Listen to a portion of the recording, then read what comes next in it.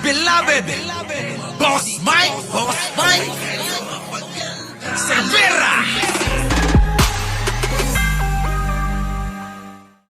Ito na yung sinasabi ko, tigilan nyo na si Manong.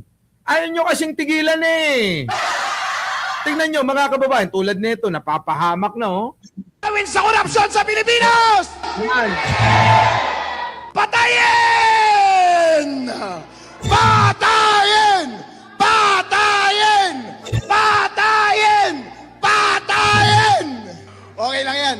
Kapag may kakasuhan, ako naman ang kakasuhan eh. Handa naman akong makulong habang buhay. Sabi ko nga, handa akong magpakamatay eh. Bobo ka nga kasi. Tingnan mo yung ex, handa ako nga magpakamatay. Ulol! O di sige na, magpakamatay ka na. Subukan mo nga, magpakamatay ka na nga. Eto, tandaan nyo itong sasabihin ko mga kababayan ha, tandaan nyo. Attorney, hinahamon kita. Sabi mo, Argo, magpapakamatay ka ba dahil kay Sara? Oy, Argo, alam naming DDS ka ha. Ngayon, susunod ka ba sa sinasabi niya? Sabi niya, handa akong magpakamatay para kay Sara Duterte. Putang ina, tandaan nyo to. Oy, Attorney Respicio, hinahamon ka namin. Ako na lang, wag na natin idamay yung iba.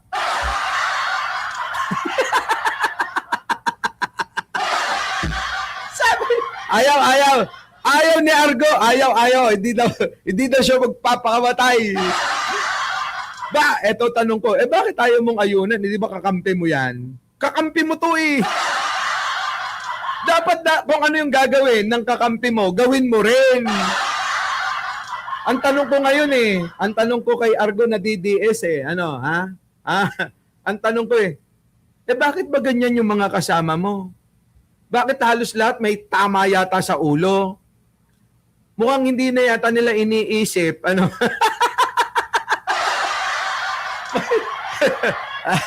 bakit nga ganyan yung mga kasama mo at sinasamahan mo? Argo, samahan mo! Walang yan mga kababayan eto na, sige na. Mga kababayan hamon natin kay Attorney Respicio, mga kababayan, na handa daw mamatay para kay Sara. Attorney Respicio, sino nakapanood ng reels ko kagabi? Eto, Attorney Respicio, sa susunod, pagkatapos ng 2 buwan, kung sakali na ma-impeach si Sara Duterte, magpapakamatay ka ba? Magpapakamatay ka ba dahil kay Sara? Kung mai-impeach si Sara Duterte? Magpapakamatay ka ba? Ngayon, syempre, hindi makakasagot yan. Tandaan natin. Kasi siya mismo nagsabi nun di ba? Nagdadamay ka pa. Hindi na nga, ako na nga lang mag-isa. Dami mo reels. Ano doon? Syempre yung huli. Yung sabi ko may mangyayari, di ba? Panoorin ako dito sa YouTube, dito ko sasabihin. Mayroon pong mangyayari, mga kababayan. Tanggalin muna natin 'to, nakakasira ito ng aking prediction. Argo, si Argo na lang nandyan. Mga kababayan, pagkaraan po ng 2 buwan, ng 2 buwan, maaari po paglipas po ng July, August, maaaring September or October, nako mga kababayan, eto na ngayon, meron pong magaganap, nagigimbal sa larangan ng politika, na pag-uusapan, na maaaring eto na ho, ang magiging dahilan ng pagpapakamatay ni Attorney Respicio. At ikakalungkot ng maraming mga DDS. Itong mangyayari na ito, tandaan nyo mga kababayan Tandaan nyo mga kababayan. Ito sinasabi ko sa inyo Ulitin ko lang, liliwanagin ko. Pagkaraan po ng Agosto, maaaring September, Oktubre, may mangyayari sa larangan ng politika na ikakalungkot sobra-sobra nila Argo. Malulungkot sila ng husto. Maraming malulungkot na mga DDS. Yung iba dyan, mga kababayan, mawawalan na ng gana sa buhay. At yung iba dyan, makukulong na ng tuluyan. At ikakatuwa naman ito, mga kababayan. Ito, tandaan nyo. Ikakatuwa naman ng maraming mga loyalista at maraming mga kakamping. Ay.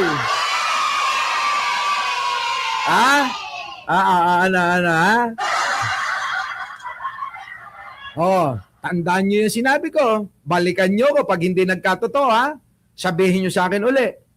Boss Mike, wala talaga. Fake news. Oo, yung sinasabi mo.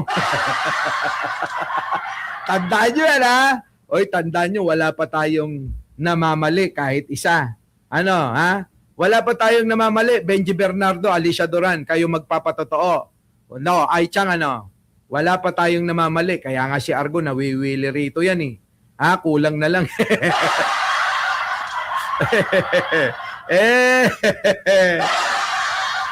Nako, mga kababayan, abangan nyo yan. Ulitin natin, ano bang petsa ngayon? Hunyo 21, taong 2026. Yan June 21, 2026.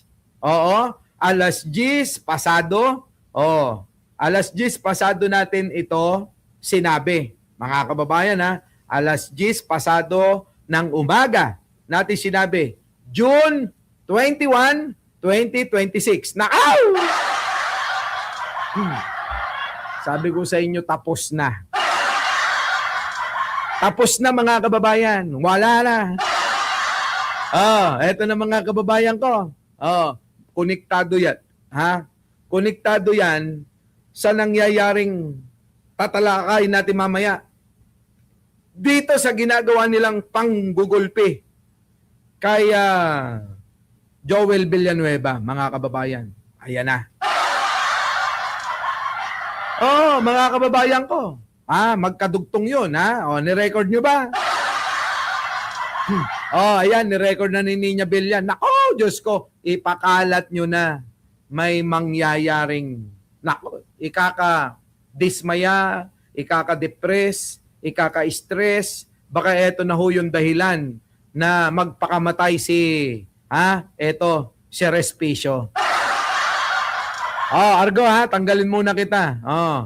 Ano ba, Argo? Hindi pa ako nagkakape. Argo! Nasaan ka na? Ito na, mga kababayan ko. Kulong habang buhay, sabi ko nga, handa akong magpakamatay Kita nyo. Sabi ko nga, handa akong magpakamatay Sabi, Argo, tandaan nyo yan, Pag eto, putang inan to, hindi nagpakamatay, Pag naniwala pa rin kayo, ewan ko na lang. Antayin natin ang pagpapakamatay ni Attorney Respicio, isang Ilocanong ibanag na taga Isabela na Vice Mayor ng Reyna Mercedes. Diyan po sa may Isabela, mga kababayan, antayin natin yan. Tuloy. Diba? Sabi nila, inciting daw yun kapag sinasabi kong handa ba kayong magpakamatay o handa akong mamatay? Si Ninoy Aquino nga, sabi niya Filipinos are worth dying for. Magkaiba yung kay Ninoy, iba naman kayo. Hindi ko ba alam, mga putang ina nyo, hindi ko ba alam kung anong pinaglalaban nyo? Makinig kayo, mga DDS. Lalong-lalo ka na, Argo, dahil ikaw naman nandito. At yung mga DDS na mga nakikinig lagi sa atin, hindi lang nagkokomento na maaaring natututo sila rito sa pagbabalan sila, nanonood sa Kilabanat Bay, nanonood dito, makinig kayo, mga kababayan. Ano bang pinagtatanggol nyo rito kay Sara Duterte at kay Digong sa mga Duterte? Ano bang pinagtatanggol nyo dyan? Linta Mori, Elena Mercado. Eto bang putang ina na ginugoyo kayo? Eto sinasabi nga namin na palabas lang yung pagiging pagiging drug buster ni Digong, palabas lang para kumimbal sila, kumulimbat ng maraming pera. O eto, tingnan nyo, pakinggan nyo. Maungkat ang usapin tungkol sa GCTA o Good Conduct Time Allowance para sa mga preso. 4 na Chinese drug lords ang kasama di mano sa mga napalaya sa bilibid nitong Hunyo. Ayon yan kay Senator Panfilo Ping Lacson. Sabi ni Senador Ping Lacson, kasama na raw napalaya nung Hunyo ang 4 na Chinese drug lords. Recently released maximum security compound this June 2019, Chan Chi Chui. Hindi ba kayo nagtataka? Argo, yung idol mo na si Digong, hindi lang mga magnanakaw ang mga pinapalaya. Maging yung mga drug lord, ha? Oh, man from Manila, opo, reply tayo, ha? Tingnan nyo mga kababayan, isipin nyo, ha? Oh, ayan, oh, si Emeterio, ha? Bernardino. Oh, Eddie, wow, Duterte pa din kami. Ganyan sila kabobo, katanga. Hindi ba sila marunong magkumpara at mag-analisa? Tanong ko sa inyo, bakit si Digong pinapalaya yung mga drug lord?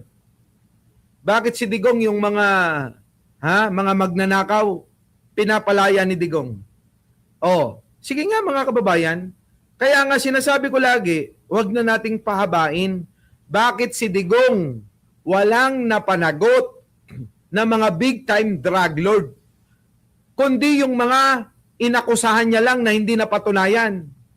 Mga pinagpapatay, mga kababayan. Dahil, di ba, yun ay mga katunggali kalaban sa negosyo ng droga nila. Tignan nyo mga kababayan, yung mga incheck na mga nahuli na mga drug lord, pinalaya.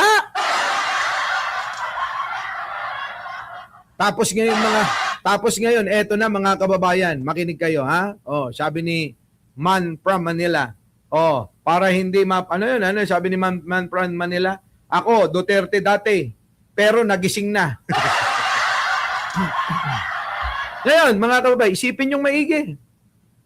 Ayan, 4 na drug lord pinalaya ni Duterte. Ayan, may resibo tayo. Hindi huulaway lang ito. At galing mismo kay Ping Lacson, itoong mga pinalaya na mga drug lord. Akala ko ba galit sa drug lord, galit sa droga, sa illegal na droga, sa mga nagbebenta ng illegal na droga, sa mga nagpapakalat ng illegal na droga, si Digong. Akala ko ba galit? Bakit pinapalaya yung mga drug lord? Sige nga, bakit walang naipakulong na drug lord si Digong? Bakit? Bakit kung galit sa magnanakaw si Digong, bakit walang naipakulong na mga opisyal ng gobyerno, na mga politiko, na mga kurakot sa gobyerno? Bakit? Isipin nyo yun. Sandaling isipin lang yun eh. Marunong ba kayong mag-analisa? O kailangan bumalik tayo sa nursery? O kaya bumalik tayo sa Pugo Elementary School? Bumalik tayo sa pagiging kinder nyo. Umpisan natin sa ABCD uli. O ayaw nyo ng ABC, abakada na lang tayo. Kasi ang hirap-hirap yung umunawa eh. Kasi wag niya nating palawakin. Dito lang. Ito lang ang pag-uusapan natin. Bakit itong si Digong nagpapalaya ng mga drug lord?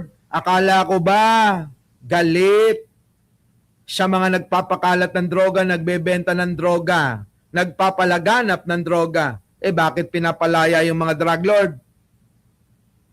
Ikalawa, bakit? AIEOO. Ayan, balik kayo ron.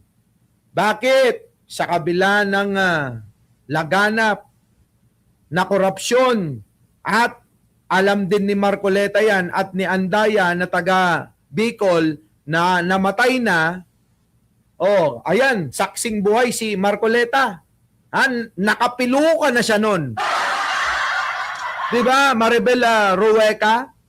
Nakapiluka na. Oy, Marcoleta, wag mong itatanggi. Nung panahon na yon, nakapiluka na ho si Marcoleta. Alam niya na. Yung pong flood control scam nung panahon ni Digong. Pero, walang natuloy na mga kaso. At tila ba naging close pa niya ang mga diskaya na para bang nakatransaksyon pa yung asawa niya sa mga insurance policy ng mga ari-arian, sasakyan, pati na rin siguro yung mga buhay nila. Tama. Oh. So naging nagbanding siguro nagdo-double date silang dalawa. Si Marcoleta yung asawa, si Sara Diskaya at saka si Curly Diskaya. Oh, di ba? Double date yung mga yan. Ang tanong ko, bakit walang napanagot na mga magnanakaw na kontraktor, mga district engineer, mga direktor?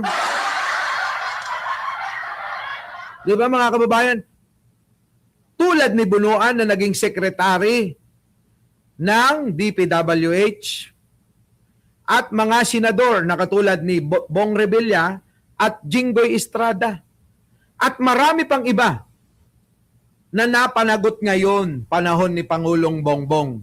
Asan yung kay Digong? Bakit wala? Sige nga ho mga kababayan. Bakit walang napanagot? O, isipin nyo yun. O, hindi nyo ba iisipin, ipapasok sa kokote nyo na, teka, oo nga, no, bakit nga ba wala? Di ba mga DDS, ganito gawin ninyo. Kasi nga, mga bobo kayo, kaya ituturo ko na. Sabihin nyo, oo nga, bakit nga ba? Bakit nga ba walang napanagot si Duterte ng mga drug lord? Bakit lahat ng mga drug lord, pag nakausap niya, bigla na lang nag-iiskapo? Tapos, eto pang sinasabi ni Mike Cervera na vlogger. Oo, na vlogger na ekay bayaran daw ni Martin. Abay, sinasabi. Nagpapalaya pa raw ng mga drug lord? Bakit nga ba? Putang ina, ganun sana kayo mag-isip, ano? Di sana bati-bati tayo. Kaso, hindi naman kayo ganun. Mag-isip, di ba? Marites Solrak. Di ba? Marites Carlos. Bakit hindi kayo ganun mag-isip? Eto na. Isang magandang halimbawa po na kailangan nating kamuhian. Si Duterte. Di ba? Pero kayo nananatili kayong bumibilib sa mga putang inang Duterte na yan. Wala na, kayo na lang natitira. Ayan ano sabi ni Lacson, Sabi ni Senador Ping Lacson, kasama na raw napalaya noong Hunyo ang 4 na Chinese drug lords. Recently released maximum security compound this June 2019, Chan Chi-Chui and Kim San-ho. Jan Xin-Chi, Ching Chung-Su, Ching-Chi, Chu Chai-la, Ching-che, Wu Hing-sum. All these Chinese drug lords had been convicted for violation of illegal drug laws. Pero Kita nyo mga kababayan ko? Tikita nyo mga kababayan? Convicted yan. Uy. Nakuha nyo. Convicted drug lord, mga kababayan, ang pinalaya ni Digong. Hindi ba kayo nagtataka, mga putang ina nyo? Convicted drug lord, mga kababayan, ang pinalaya ng putang inang tatay nyong si Digong.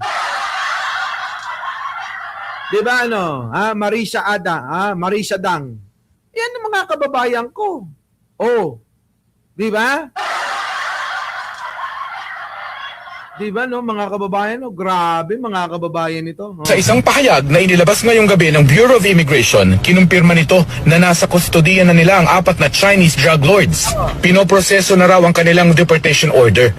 Kita nyo mga kababayan? Para may pampalubag, ipapabalik na lang daw sa kanilang bansa. Wait lang. Drug lord nga ni... Di ba galit ka? Siya nagpapakalat ng droga noon, putang ina mo, Digong. Si Kian de los Santos, pinatay mong hayop ka.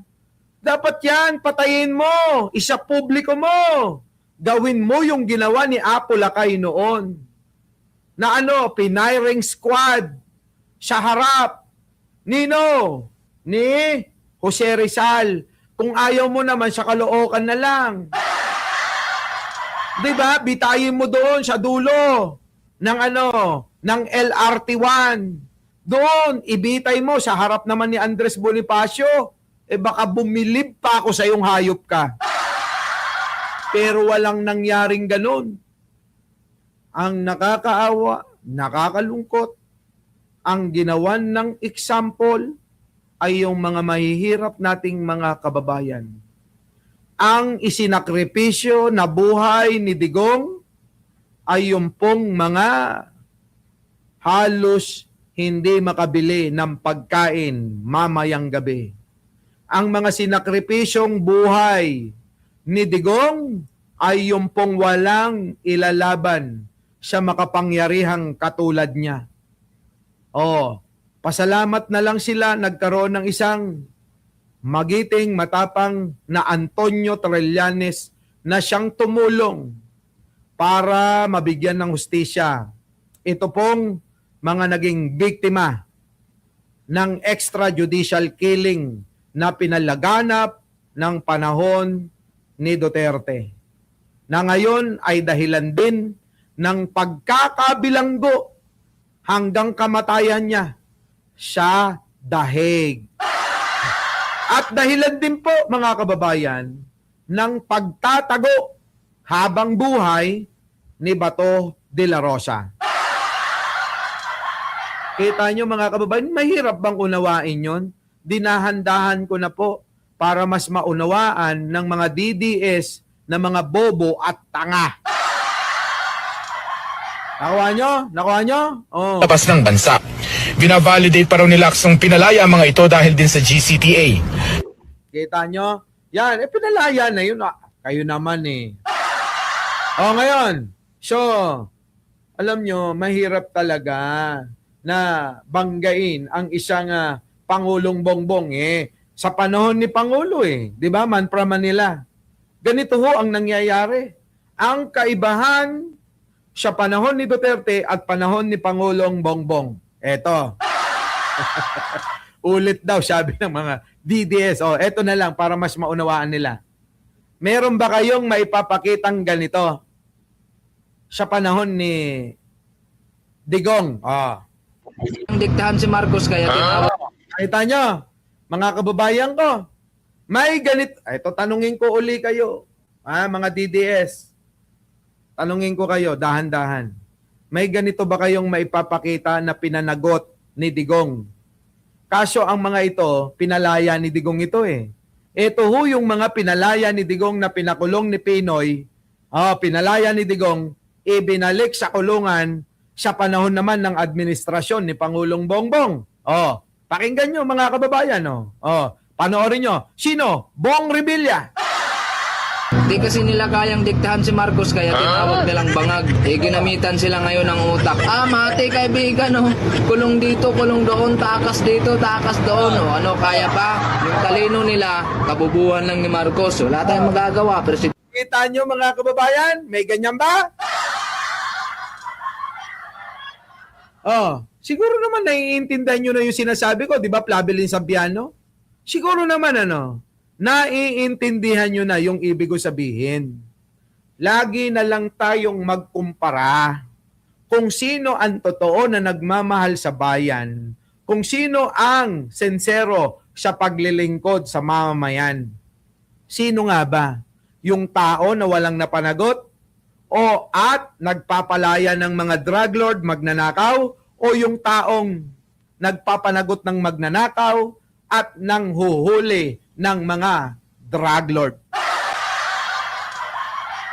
Diba? Ayan, mga kababayan Putang ina, ang bobo nyo pag hindi nyo pa naintindihan yan.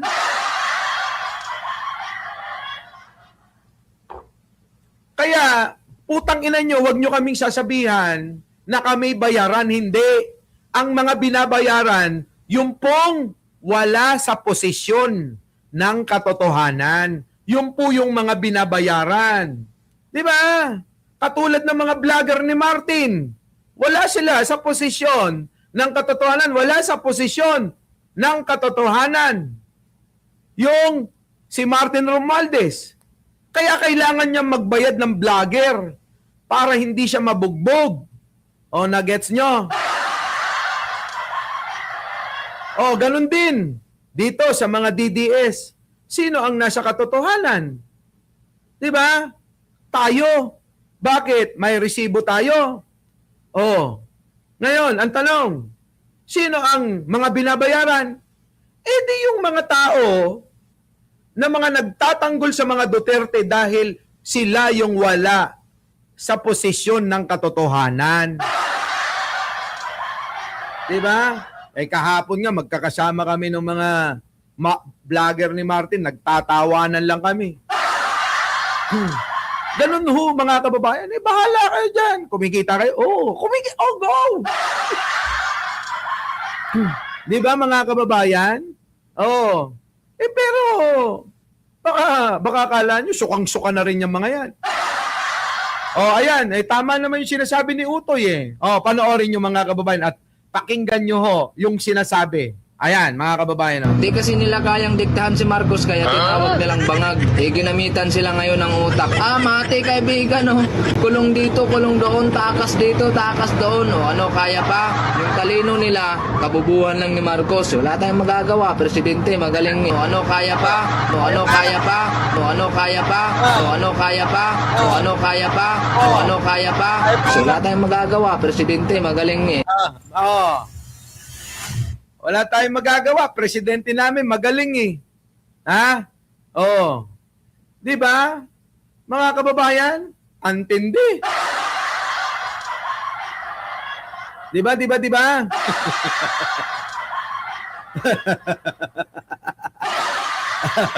Ha? Di ba ano? Kayo na humusga. Our beloved Boss Mike Sevilla.